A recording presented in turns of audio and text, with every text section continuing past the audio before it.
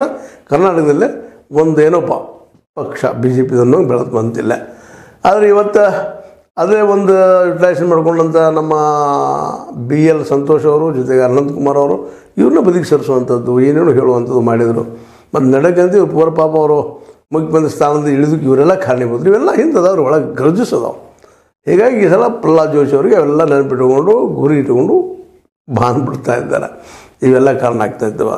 ಮತ್ತು ಜನರು ಹೇಳಲಿಕ್ಕೆ ಹಚ್ಚಿದ್ದಾರಪ್ಪ ಅಂತ ಜನ ಮೂಮೆಂಟ್ ಮಾಡುವಂಥ ಕೆಲಸ ಮಾಡ್ತಾಯಿದ್ದಾರೆ. ವಾಟ್ಸಪ್ಗಳಲ್ಲಿ ಬಿಡೋದು, ಮತ್ತೇನು ಬಿಡೋದು, ಲೆಟರ್ ಹಾಕೋದು, ಇವ್ರು ದ್ವಂದ್ವತೆ ಮಾಡ್ತಾರೆ, ಮತ್ತು ಮೋಸ್ತಾನ ಮಾಡ್ತಾರೆ, ಮತ್ತೇನೋ ನೆಲ್ಲೋ ಮತ್ತು ಅಭಿವೃದ್ಧಿ ಏನು ಮಾಡ್ಯಾರ, ತಾವು ಸ್ವತಃ ಬೆಳೆದಾರೆ, ಸಾಕಷ್ಟು ಆಸ್ತಿ ಮಾಡ್ಕೊಂಡಾರೆ, ಇಂಥ ಅನೇಕ ಆರೋಪಗಳನ್ನ ಮಾಡ್ತಾ ಇದ್ದಾರೆ. ಮತ್ತು ನೋಡಪ್ಪ, ಬೇಡಾದ ಮಾತ ಬೆಲ್ಲದ ಕೈ ಅಂತ, ಬೇಕಾದ ಮಾತ ಬೆಲ್ಲದ ಸಿಮೆ ಅಂತ. ಹೀಗಾಗಿ ಈ ಸಿಹಿ ಕಹಿ ಇವೆರಡರೊಳಗೆ ಸಂಬಂಧ ಈಗ ಬಂದು ನಿಂತ್ಬಿಟ್ಟದ. ಯಡಿಯೂರಪ್ಪನವರು ಶತಾಗತ ಮಾಡಿ ಟಿಕೆಟ್ ತರಿಸಬೇಕು ಅನ್ನೋಂಥದ್ದು ಜಗದೀಶ್ ಶೆಟ್ಟರ್ ಅವರು ಸಾಥ್ ತೊಗೊಂಡ. ಅದೇ ಕಾಲಕ್ಕೆ ಮುನೇನಕೊಪ್ಪಳದ ಇನ್ನುಳಿದ 7 ಜನ ಶಾಸಕರು ಇವರು ಬೇಡಪ್ಪ ಅನ್ನುವಂಥದ್ದು. ಹೀಗಾಗಿ ಈ ಸಲ ಪ್ರಹ್ಲಾದ್ ಜೋಶಿ ಅವರು ಹೆಚ್ಚು ಕಡಿಮೆ ಈ ಸಲ ಟಿಕೆಟ್ ಪಡೆಯೋದು ಭಾಳ ಕಷ್ಟ.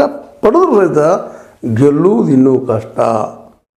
ಯಾಕಪ್ಪ ಅಂದರೆ ಇವರೆಲ್ಲ ಒಂದು ಲಿಂಗಾಯತರಲ್ಲಿ ಹೆಚ್ಚಿರೋದ್ರಿಂದಾಗಿ ಸಹಜವಾಗಿ ಪ್ರಹ್ಲಾದ್ ಜೋಶಿ ಅವರಿಗೆ ಸೋಲಾಗೋದು ಅಷ್ಟೇ ನಿಶ್ಚಿತದ. ಮತ್ತು ಇನ್ನೊಂದಿಲ್ಲ ನೆನಪಿಡಬೇಕು, ಬಿ ಎಲ್ ಸಂತೋಷ್ ಅವರು ಯಡಿಯೂರಪ್ಪನವ್ರ ಹಂಗೆ ಜನನಾಯಕರಾಗಿ ಬೆಳೆದವರಲ್ಲ. ಒಂದು ಮೂಲೆಯಲ್ಲಿ ಒಂದು 4 ಗೋಡೆಗಳ ಮಧ್ಯದಲ್ಲಿ ಬುದ್ಧಿವಂತಿಕೆಯಿಂದ ಮೇಲೆ ಬಂದಂಥವ್ರು, ಒಳ್ಳೆಯ ತಿಳುವಳಿಕಿದ್ದಂಥವ್ರು, ಮತ್ತು RSSದ ಒಂದು ಗರಡಿಯಲ್ಲಿ ಪಳಗಿದಂಥವ್ರು. ಹೀಗಾಗಿ ಅವರು ಬೆಳೆದಿದ್ದಾರೆ ರಾಷ್ಟ್ರ ಮಟ್ಟದಲ್ಲೇ. ಇವತ್ತು ಬಿ ಜೆ ಪಿ ಅಧಿಕಾರ ಹಿಡಿಯುವಲ್ಲೇ ಅವ್ರಿಗೆ ಒಂದು ಬುದ್ಧಿಮತ್ತತೆಯನ್ನು ಹೇಳುವಲ್ಲೇ ಇವರು ಪಾತ್ರ ವಹಿಸಿದ್ದಾರೆ.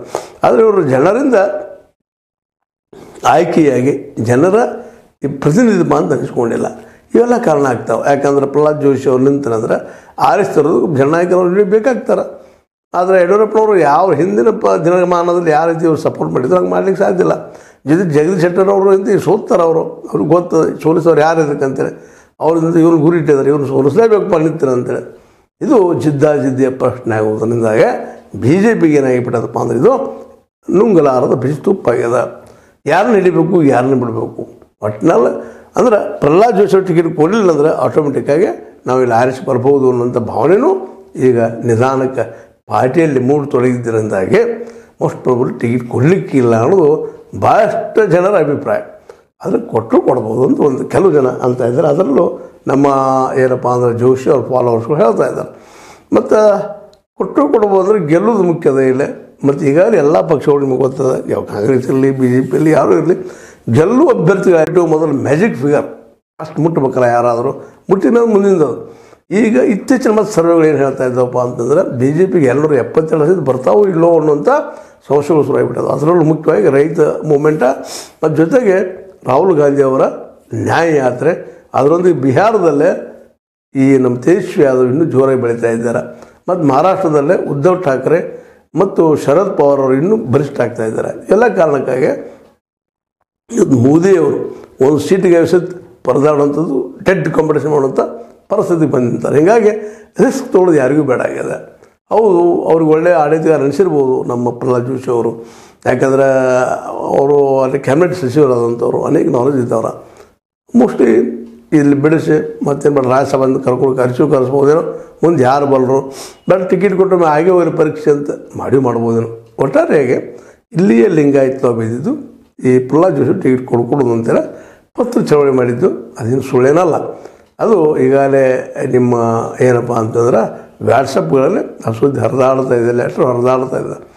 ಇದರಿಂದಾಗಿ ಪ್ರಹ್ಲಾದ್ ಜೋಶಿ ಅವರಿಗೆ ಈ ಸಲದ ಟಿಕೆಟ್ ಸಿಕ್ಕರೂ ಸಹಿತ ಗೆಲ್ಲುವುದಿಲ್ಲ ಅಂತೇಳಿ ಮೋಸ್ಟ್ ಕೊಡಲಿಕ್ಕಿಲ್ಲ, ಕೊಟ್ಟರು ಗೆಲ್ಲಕ್ಕಿಲ್ಲ. ಏನೂ ಆಗಲಿ ಪ್ರಹ್ಲಾದ್ ಜೋಶಿ ಅವರು ಮಾತ್ರ ಈ ಸಲ ಭಾಳಷ್ಟು ಏನಪ್ಪ ಅಂದ್ರೆ ಡಿಸಪಾಯಿಂಟ್ ಆಗಿರ್ಬೋದು. ಯಾಕಂದರೆ ಅವರು ನಕ್ಕಿ ಗ್ಯಾರಂಟಿ ಆರಿಸಿ ಬರ್ತೀನಿ ನಾನು ಅಂತೇಳಿ.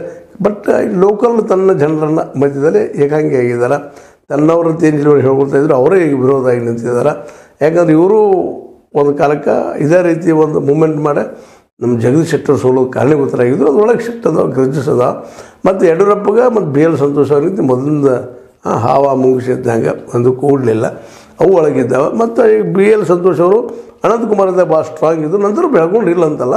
ಆದರೆ ಇವತ್ತು ಈ ಹಿಂದಿನ ಸೋಲು ಇದಕ್ಕೆ ಬಿ ಜೆ ಪಿ ಅವ್ರನ್ನ ಮೂಲೆ ಗುಂಪು ಮಾಡಿದೆ ಕರ್ನಾಟಕದಲ್ಲಿ. ಯಾಕಂದ್ರೆ 135 ಅಥವಾ 36 ಸೀಟ್ಗಳನ್ನು ಕಾಂಗ್ರೆಸ್ ಆರಿಸಿ ಬಂದಿದ್ದಕ್ಕಾಗಿ ಇವತ್ತು ಅವ್ರಿಗೂ ಸಹಿತ ಸೆಂಟ್ರಲ್ದಲ್ಲೇ ಒಂದು ರೀತಿಯಿಂದ ತಮ್ಮ ಮಾತು ಹೇಳೋ